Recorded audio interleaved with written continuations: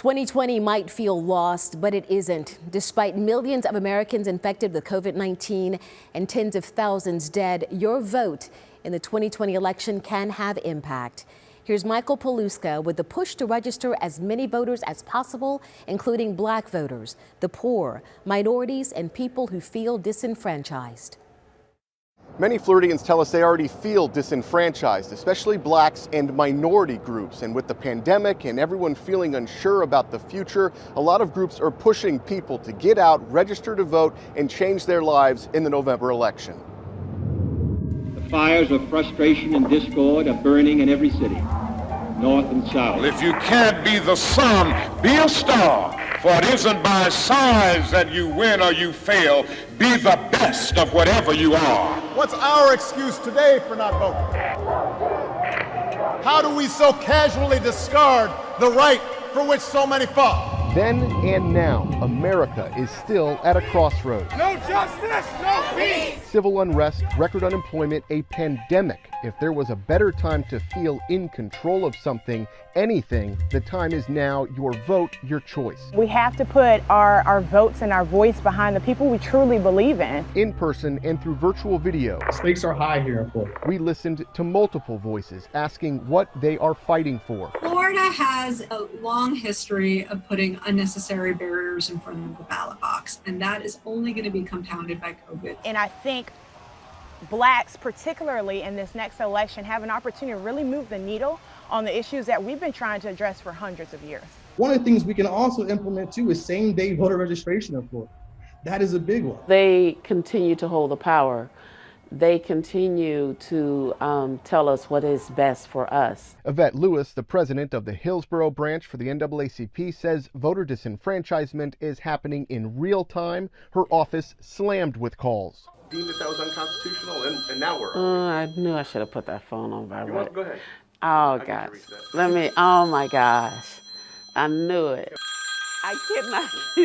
The phones won't stop. I'm sorry. Oh, my God. This is... End of final message. So is that someone calling in? Pretty much.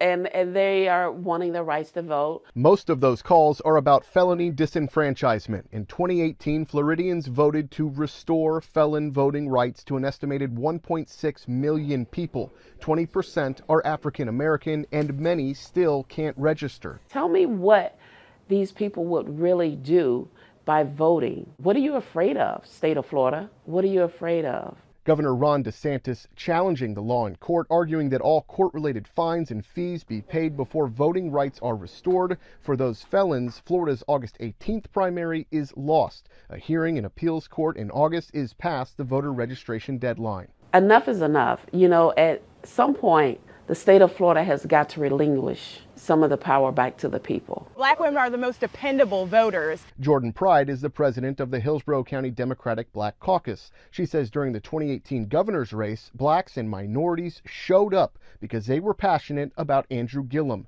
DeSantis eked out the victory. 32,463 votes kept Gillum from making history, becoming the first black governor in the state of Florida. I sincerely regret that I couldn't bring it home for you. One of the demographics that we're targeting as a caucus is young black males. We really do feel will make the difference in this upcoming election. Because of the coronavirus, Pride says voter registration drives are going a mix of old school phone banks and mailers and social media blitzes, doing everything they can to register and educate black voters. Historically, African Americans typically don't vote by mail. They have an issue with trusting the system, to be quite frank. And my hope is that Floridians say, no more. We want free, fair, and accessible elections. Mirna Perez, the director of the Brennan Center's Voting Rights and Elections program, says the COVID disruption for voters could be extreme. Voting machine issues, long lines plague Georgia's primary. Perez says more staff, polling locations, sanitization, and the ability to handle increased mail-in ballots are needed to protect voters. That's why they're petitioning Congress for an additional $4 billion. Would you like a little more money this year? We can always use more money to have great elections. We were there as Hillsborough County sent out nearly 290,000 mail-in ballots, the most ever.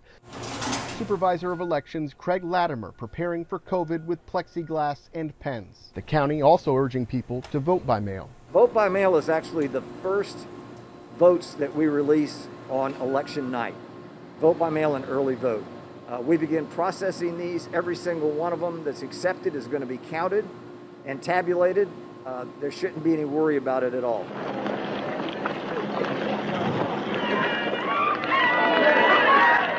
Lewis looks forward to the day when the past doesn't repeat itself. Americans of all races and genders are equal, and her phone calls filled with so much pain are silent. And I hope I see it before God takes me on. This organization has been around for well over 100 years. Some of the people that's in power should say, why is this organization still around?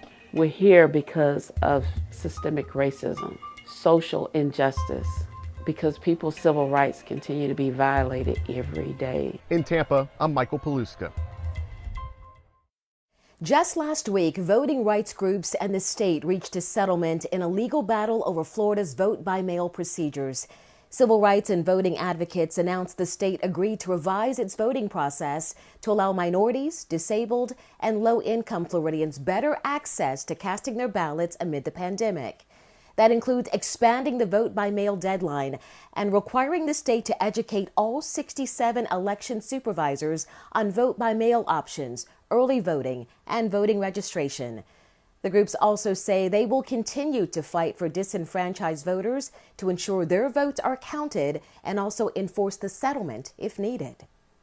Since the death of George Floyd, the Southern Poverty Law Center says 40 Confederate monuments have either been removed, relocated, or renamed in this country. John Shainman takes a look at Florida's monuments and symbols that are now back in the spotlight.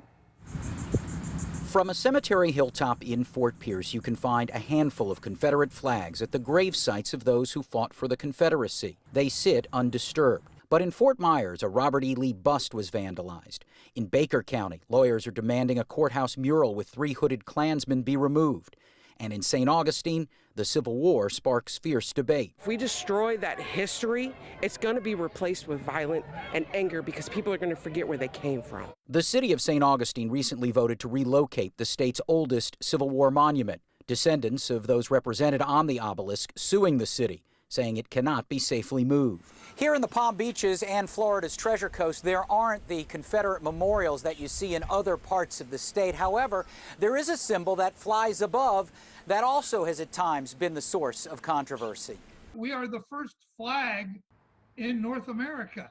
Dr. James Clark, an author and history professor at the University of Central Florida, says back in the early 1500s, the Spanish flag was first raised over one of her territories. It had a simple red cross on it. Back in the Union after the Civil War, later versions of the state flag included the phrase, "Let us alone," and a simple white flag with the state seal. Then in 1900, voters decided to add the red X. Some people believe that the big X is borrowed from the Confederate flag, which of course Florida was a part of. Others believe it comes from our Spanish heritage of 300 years. So you don't see any controversy with the flag, and it wasn't designed to create controversy. The motivating factor, I believe, was not to honor the Confederacy, but to make it look like not a flag of surrender. While Mississippi just voted for a new state flag, Clark doesn't see the appetite for it here, even though a rewrite of the state's constitution in the 1960s allows for it. And now the legislature can change it. They can do anything they want to it. It's up to the legislature if they want to change the flag of Florida. Do you miss the legislature at all? Former state representative Larry Lee said growing up, he didn't think about the flag's imagery. Until I went to Tallahassee, I never paid much attention to the cross. Lee said there was very little discussion during his time in office about the flag. What did gain his attention was an effort not to remove monuments of the past, but to add one. We will see a slavery memorial on the grounds of the Capitol. Approved in 2018, Lee's last year in Tallahassee, $400,000 in funding was approved toward the construction of the slavery memorial this past session. We felt it was only the right thing to do that. We recognize those people that helped build this state, build that Capitol, and recognize them. As for his take on the renewed attention to Florida's sometimes checkered past, pray for the day that we will truly live up to the true meaning of our Constitution, and that is we are one nation under God. I'm John Shainman. A fair shot at the American dream. It's kind of like when you're trying to date someone who rejects you. Do you go back again when you know what they said the first time is what they meant? But we found Florida's black business owners are having trouble getting the help they need. And two people who are inspiring the need for change within a system.